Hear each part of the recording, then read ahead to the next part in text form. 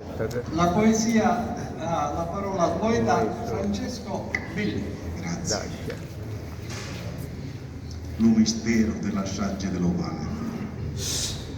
Mamma, la guerra finì, le fasciste si nero, mio papà per onorare lo Stato vince non torna occhio, disperso e prodigato da qualche posto donde non continuate ci può portare un giure e lasciarci una lacrima. Ora non è più vietato parlare o escere di sera. Tutti dicono che le cose in Palermo stanno per canciare, ma lo vedetto e la disperazione è ancora qua, dentro la nostra casa, dentro l'occhio della povera gente e non ne vuole lasciare. Stamattina fuori fa freddo e chiude a cielo aperto.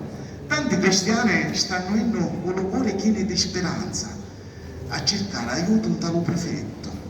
Magari io ne può aiutare, tanto in fondo domandiamo pane, pasta e travagliare. Mamma, grazie che veniste con me, che sai siamo meglio bene. E anche se hai 17 anni, non la collavo ti voglio scioperare. Ma a quanto pare, molto ne vuole ascoltare. Siamo armati solo di pensieri e domande di fare. Mamma, sta tirando da mia, le soldate che io arrivare, e però sono armate, ma non penso che ne avessero a toccare. Noi che in fondo non facciamo niente di male. Mamma, dammi la mano e cerchiamo di scappare, chi ne sono forti e cominciare a sparare.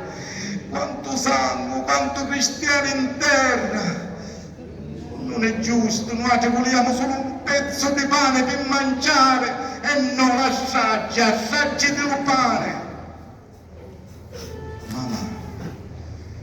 Mamma, mattina non mi tirare, passami in terra. Lo vede che non mi posso muovere, non hai più la forza di parlare. Non chiangere per mia. Ora non sogno più solo, papà è qua e mi tiene la mano.